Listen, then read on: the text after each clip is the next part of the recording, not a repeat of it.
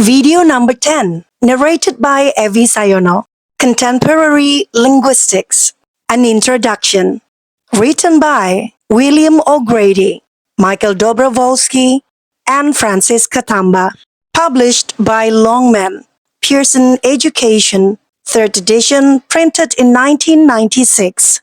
Chapter 7, Semantics, the Analysis of Meaning, Part 3, Syntax and Sentence Interpretation, 3.1, Thematic Roles and Thematic Roles Assignment, pages 286 up until page 288.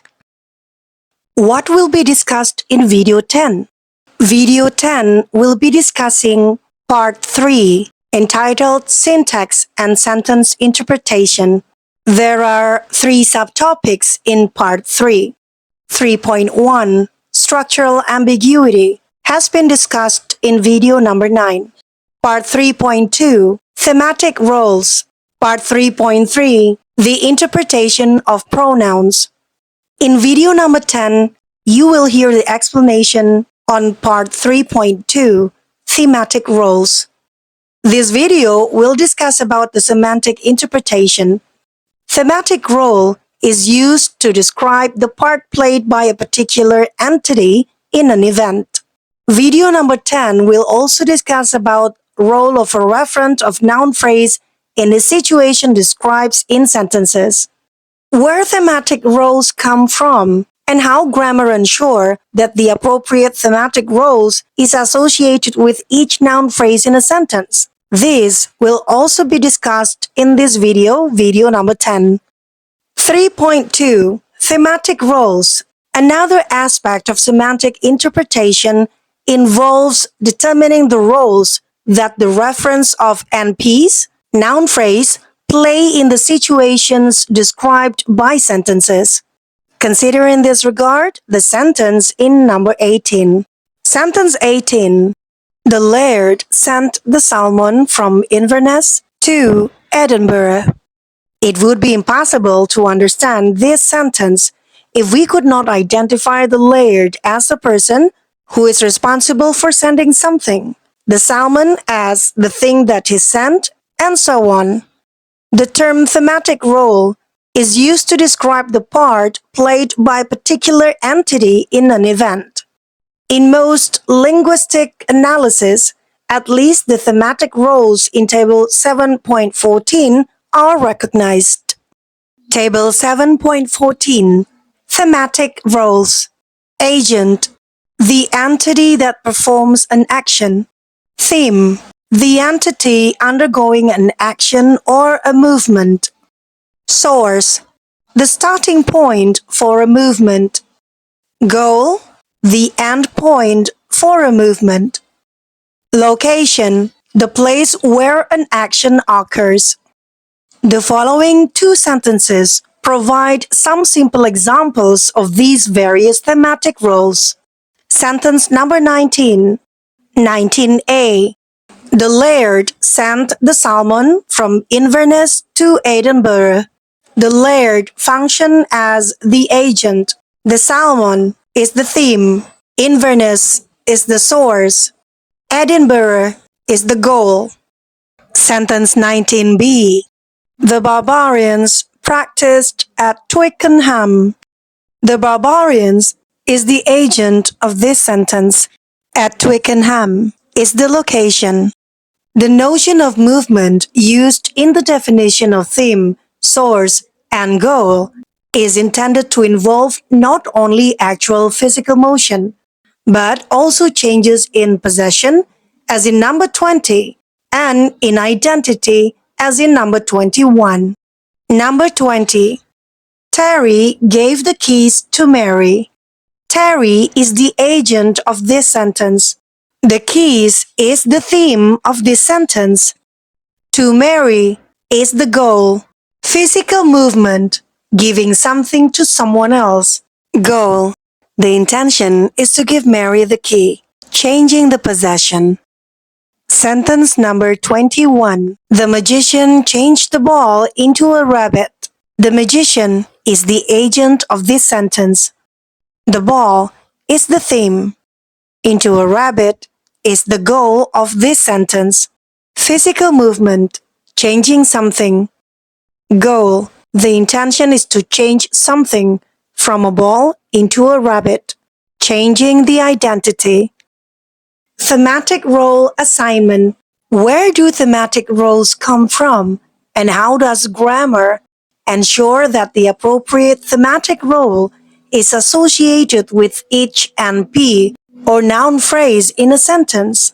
Thematic roles originate in word meaning. In brackets, table 7.15.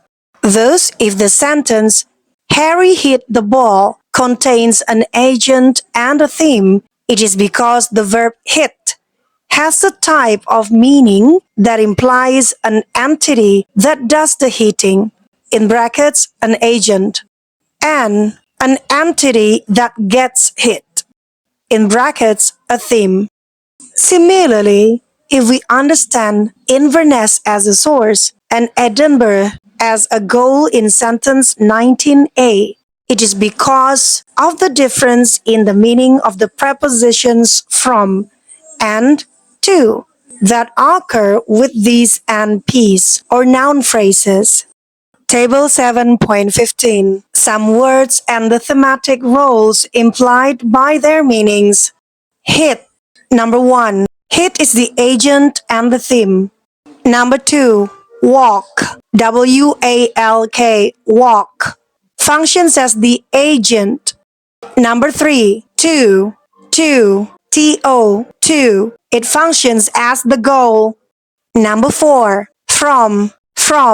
Source. Number 5. Near. Function as the location. These roles are then assigned to NPs or noun phrases based on their position in syntactic structure, with each NP or noun phrase receiving one and only one role. As a first example of this, let us consider the complement of a preposition. In such cases, the process of thematic role assignment can be summarized as follows. Number 22. A P or a preposition assigns a thematic role to its complement and P, the noun phrase. The operation of this convention is illustrated in figure 7.5. There are two preposition phrase A and preposition phrase B. Preposition phrase A, from Inverness. Preposition phrase B, to Edinburgh.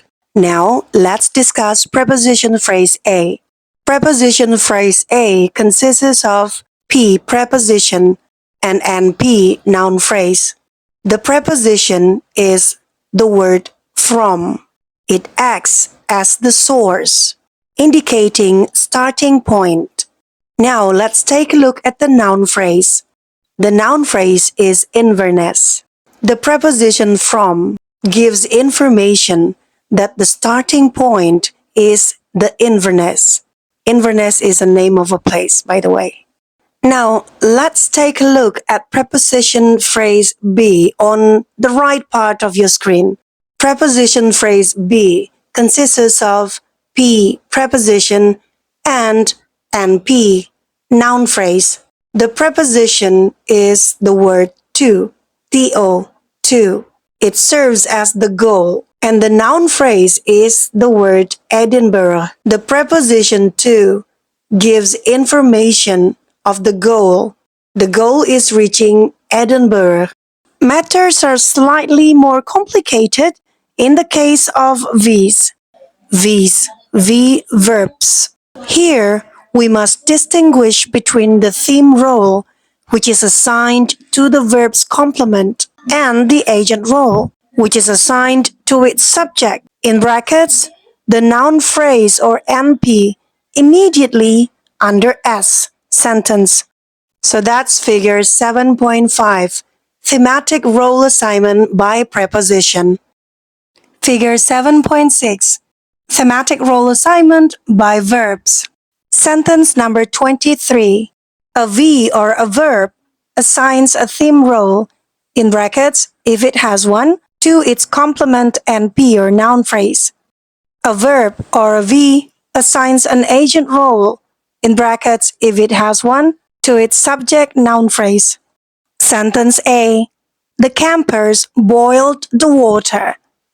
Sentence B. Students should exercise. Now let's take a look at sentence A. Sentence A consists of noun phrase, inflection, and verb phrase. On the very left part of your screen, you can see the noun phrase of sentence A. The noun phrase consists of determinant and noun. The determinant is the word the, and the noun is the word campers. Determinant plus noun. The campers function as the subject of this sentence A. The inflections of this sentence indicating past tense. Now let's take a look at the verb phrase of sentence A. The verb phrase consists of a verb and a noun phrase. The verb is the word boiled. Boiled, the past tense of boil. Boiled is the agent for the noun campers. Now let's move on to the verb phrase again. The verb phrase is also consisted of NP or noun phrase. The noun phrase consists of a determinant and a noun. The determinant is the word the. The noun is the word water. The water belongs to the noun phrase under the verb phrase. So the noun phrase, the water, is the theme of the verb boiled. Sentence B consists of noun phrase, inflection, and verb phrase. The noun phrase has the noun students. Students is the agent of this sentence. The inflection is the word should, indicating the tense. The last part is the verb phrase. It has verb exercise. In accordance with sentence 23, the theme role, in bracket, where present, is assigned to the V's and P complement, while the agent role is assigned to the subject. The NP assigned the theme role, which is typically the first NP that follows the verb, is normally referred to as the direct object.